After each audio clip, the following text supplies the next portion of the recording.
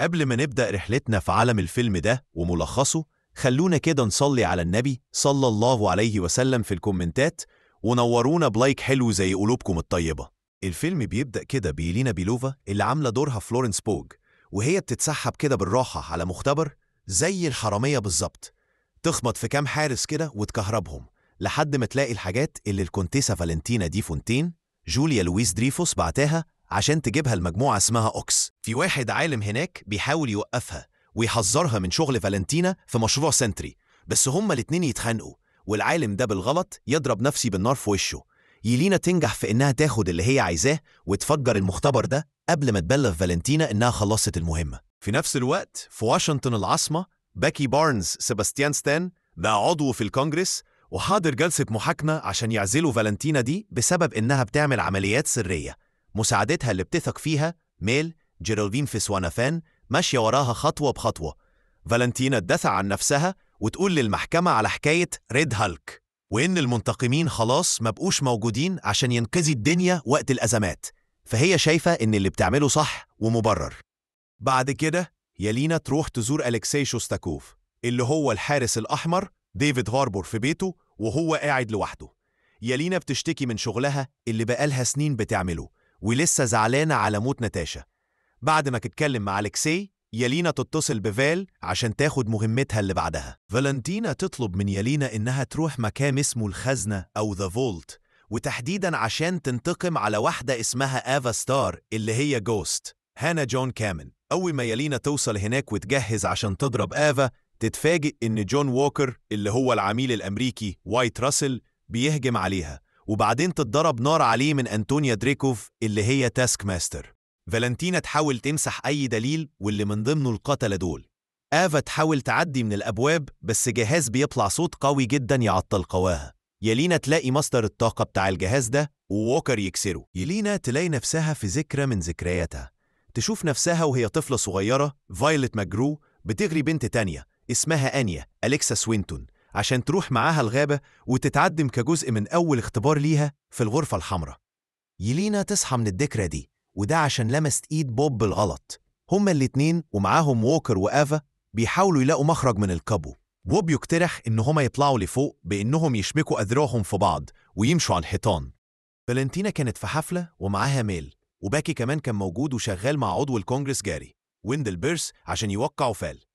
باكي يقرب من ميل ويديها أرقام تليفوناته في حالة إن هي قررت تشتغل مع حد أمين أكتر.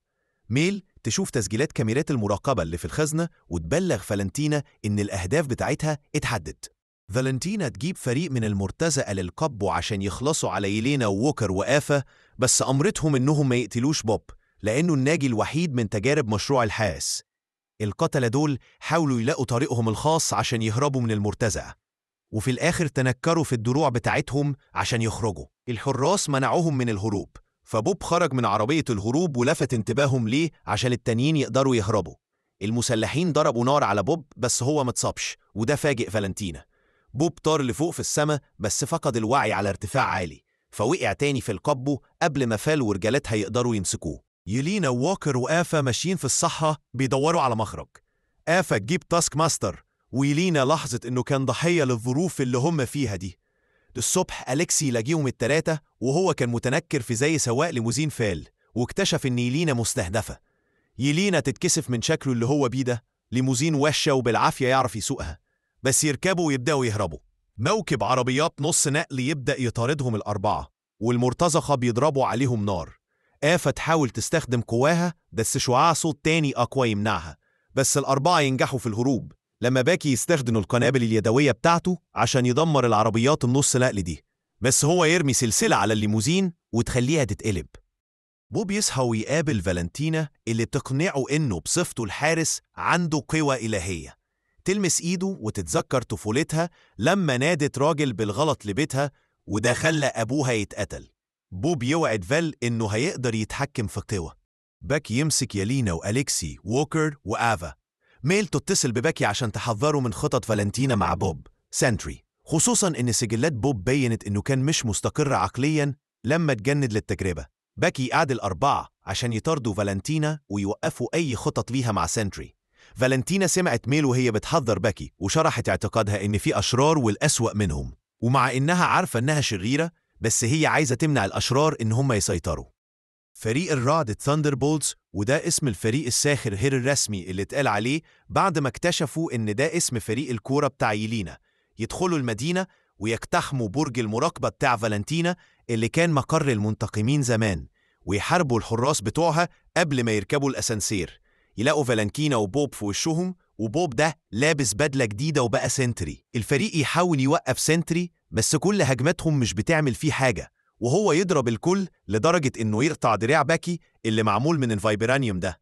فريق الثاندر بولتس يتغصوا بإنهم يهربوا بس سنتري يبدأ ينقلب على فالنتينا وفاكر إنه مش محتاج ياخد أوامر منها. قبل ما يقدر يخنقها لحد الموت، ميل توصل وتستخدم مفتاح قتل عشان تخلي سنتري يغمى عليه. لما فالنتينا وميل يمشوا، جسم بوب يتغطى بضلمة. بره الفريق بيبص على اللي عملوه ويعتبروه فشل. هم ببساطة مش أبطال، وهم بيتفرقوا.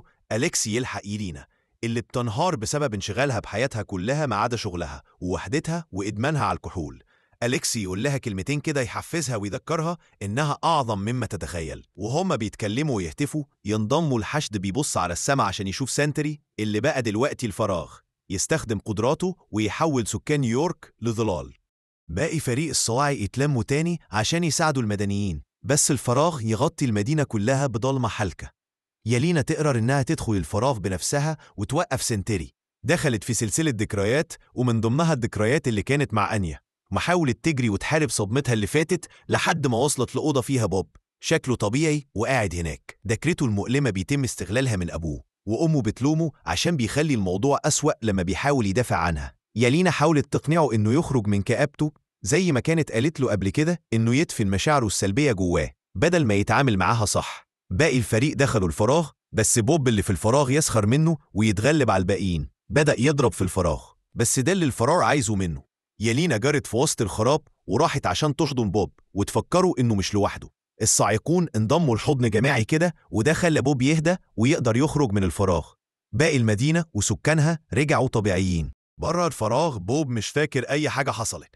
الصاعقون يهجموا على فالنتينا بس هي تنقذ نفسها بإنها تعمل مؤتمر صحفي وتعلن إن تشكيل الفريق ده كان خطتها من الأول، وتعلن إنهم فريق المنتقمين الجاي. وده بيبين كمان إن النجمة اللي في عنوان الفيلم معناها المنتقمون الجدد، والجمهور بيهتف للفريق الأبطال الجديد.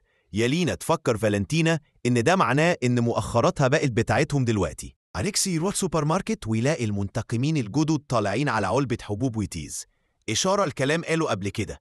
يحاول من غير فايدة يقنع واحدة ست تانية إنها تعرفه وتشتري الحبوب دي. بعد 14 شهر المنتقمين الجدد ليهم قبول متباين بين الناس. في ناس بتقبلهم أبطال جدد وناس تانية بترفضهم. سام ويلسون بالذات بيحاول يقاضيهم على اسمهم ده. بوب كمان مجبور إن هو يتحكم في قواه عشان خايف الفراغ يرجع تاني. وبعدين الفريق يتلقى خبر إن في أزمة في الفضاء، وطيارة مش معروف مين صاحبها بتدخل الغلاف الجوي للأرض. من خلال كاميرات المراقبة بتاعة الفريق يلاقوا الطيارة دي وعلى جنبها رقم 4 عملاق.